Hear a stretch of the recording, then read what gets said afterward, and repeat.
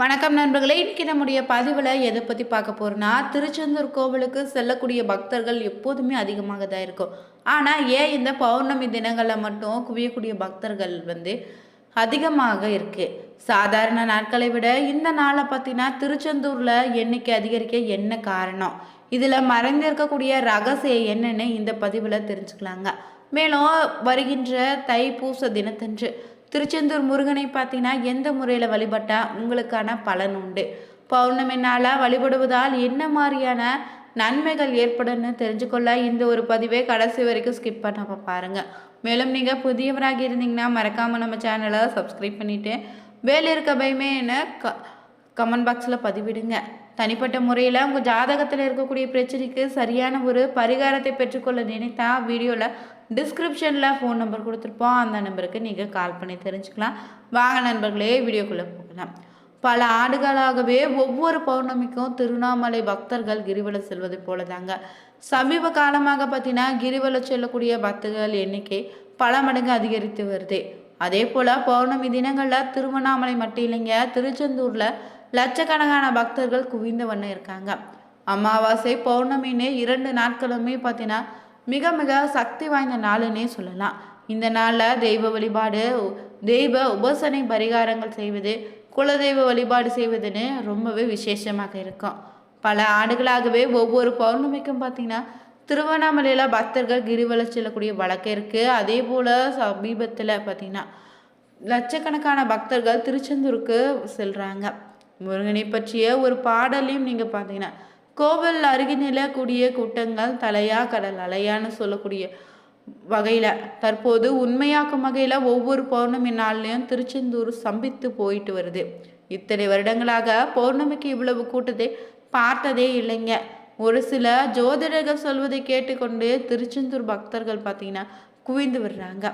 திருச்செந்தூரில் பௌர்ணமி இரவு தங்கினாலே நிச்சயம் வாழ்க்கையில் எல்லா விதமான கஷ்டங்களும் தீர்ந்து மிகப்பெரிய முன்னேற்றம் உண்டுன்னு சொல்லப்பட்டிருக்கு. வகையில் இந்த தைப்பூச தினத்தன்று பார்த்தீங்கன்னா திருச்செந்தூர் முருகனை தரிசிப்பதால் உங்களுக்கு கிடைக்கக்கூடிய பலன்கள் என்னன்னு தெரிஞ்சுக்கலாம். குன்று இருக்கும் இடமெல்லாம் குமரன் இருக்கும் இடம். ஆனால் 60 வீடுகளில் கடற்கரையோரம் அமைந்துள்ள ஒரே கோவில்னா திருச்செந்தூர் மட்டும்தாங்க.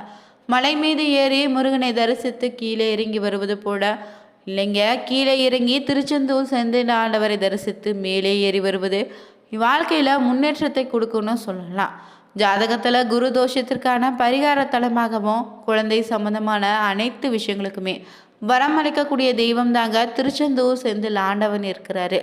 ஒவ்வொரு பௌர்ணமிக்கும் திருச்செந்தூர் சென்று கடற்கரையில் இரவு முழுவதும் அமர்ந்து அதிகாலையில் முருகப்பெருமானை தரிசனம் செய்கிறாங்க. ஆனால் திருச்செந்தூர் முருகனை பௌர்ணமி நாளில் கடற்கரையில் தங்கிட்டு தரிசிக்க வேண்டும். அப்படி தரிசித்தா வாழ்க்கையில் எல்லா வளன்களும் நலன்களும் உண்டு பக்தர்களுடைய நம்பிக்கையாக இருக்குதுங்க.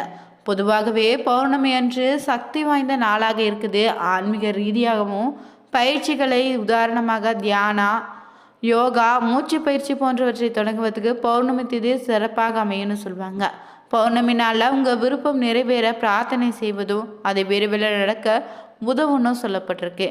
பௌர்ணமி நாளில் பார்த்தீங்கன்னா உங்களுடைய முன்னோர்களுக்கு புதிது கிடையாது. காலங்காலமாக பௌர்ணமி நாளில் ஒன்று கூடி திருவிழா போல் கொண்டாடி தான் இருக்காங்க. சித்ரா பௌர்ணமி, ஆடி பௌர்ணமின்னு நம்ம இதுக்கு சொல்லலாம். கடற்கரை நீர்நிலைகளில் கரையோரங்களில் இருக்கக்கூடிய பெண் தெய்வங்களை இந்த பௌர்ணமி நாளில் சிறப்பான வழிபாடு செய்வாங்க.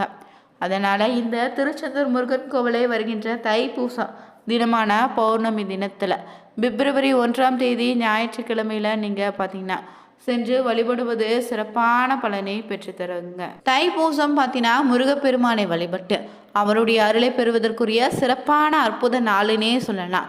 உண்மையான பக்தியோடும் நம்பிக்கையோடும் முருகனை சரணடைந்தாலே அவங்களுக்கு முருகன் தனது அருளை அள்ளி கொடுப்பாருங்க. நடக்கவே முடியாதுன்னு சில விஷயங்கள் கூட நடத்தி வைத்திருக்காரு இந்த முருகப்பெருமான். அப்படிப்பட்ட சக்தி வாய்ந்த நாள் தாங்க இந்த தைப்பூச திருநாள். இந்த தை பிறந்தால் வழி பிறக்குன்னு கூட சொல்லுவாங்க. அத்தனை மகத்துவம் நிறைந்த இந்த தை மாதத்தில் வரக்கூடிய பூச நட்சத்திரத்தில் அமையக்கூடிய தைப்பூச திருநாளில் தான் முருகப்பெருமானுடைய பேரருள் கிடைக்குன்னு சொல்லப்பட்டிருக்கு. இந்த தைப்பூச நாளன்று முருகப்பெருமானை கண்குளிர தரிசித்தாலே பால் பொங்குவது போல இல்லத்திலும் உள்ளத்திலும் மகிழ்ச்சி பொங்கிடுங்க. முருகப்பெருமான் நிகழ்த்திய அற்புதங்கள் பார்த்தீங்கன்னா பல்லாயிரம் இருக்குது. அதில் ஒன்று தாங்க இந்த தைப்பூச திருநாளில் வாய் பேச முடியாத குழந்தையை பேச வைத்த முருகப்பெருமானுடைய அற்புத சம்பவம் ஒன்றை நம்ம பார்க்கலாம். சோமசுந்தர படையாச்சி சுப்பம்மா இவங்களுக்கு பார்த்தீங்கன்னா ஒரு அழகான ஆண் குழந்தை பிறந்திருக்கு. அவனுக்கு இந்திரன்னு பெயர் சூட்டியிருக்காங்க. வசீகரத்தை தந்த இறைவனும் வாய் திறந்து பேசக்கூடிய பாக்கியத்தை அந்த குழந்தைக்கு தரலைங்க. மற்ற பிள்ளைகள் நன்றாக பேசும்போது தன் மகன் இந்திரன் பேச முடியலன்னு அவதிப்பட்டிருக்காங்க. அவனுடைய அம்மாவும் அப்பாவும் அழைக்க மாட்டான்னு ரொம்ப ஏங்கியிருக்காங்க. எதிர்காலம் என்ன ஆகும்னு வருத்தியிருக்காங்க. இந்திரனுடைய பெற்றோருமே காலமும் நேரமும் கூடி வந்தால் வராத சொந்தங்களும் வரும், கிடைக்காத செல்வங்களும் கிடைக்குன்னு சொல்லுவாங்க. அப்படியே சிறுவன் இந்திரனுக்கு விடிவு காலம் வந்துச்சு.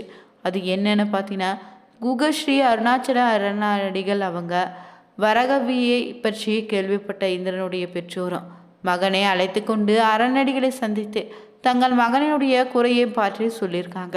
கவலை வேண்டாம், முருகப்பெருமானுடைய கருணை உங்கள் மகனுக்கு இருக்குது, நிச்சயம் உங்கள் மகன் பேசுவான்னு சொல்லியிருக்காங்க. தைப்பூசம் அன்று உங்கள் மகனை பால் காவடி எடுக்க சொல்லுங்க.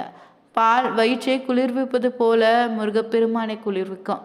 அத்தோடு முருகப்பெருமானுடைய பேரில் 10 பதிகம் எழுதி தருகிறேன். அந்த பதிகங்களை முருகனுடைய சன்னதியில் நீங்கள் பாடுங்க. பிறகு என் அப்பன் முருகன் அனைத்தையும் பார்த்து கொள்வான்னு சொல்லிட்டு 10 பதிகங்களையும் எழுதி இந்திரனுடைய பெற்றோரிடம் கொடுத்துட்டு குழந்தைய ஆசிர்வதித்திருக்காரு சுவாமிகளும். பிறகு நமக்கு குறிப்பிட்ட தேதியில் ஒரு வேலை நடக்க வேண்டும்னா அந்த நாள் வர இன்னும் எத்தனை தினம் ஆகுன்னு காலண்டரை நம்ம அடிக்கடி பார்த்துட்ருப்போம். அந்த சமயத்தில் நமக்கு என்னவோ நாட்கள் பொறுமையாக நகர்வது போல தாங்க இருக்கும். ஒரு நாள் போவதே ஒரு யுகம் போகல தெரியும்.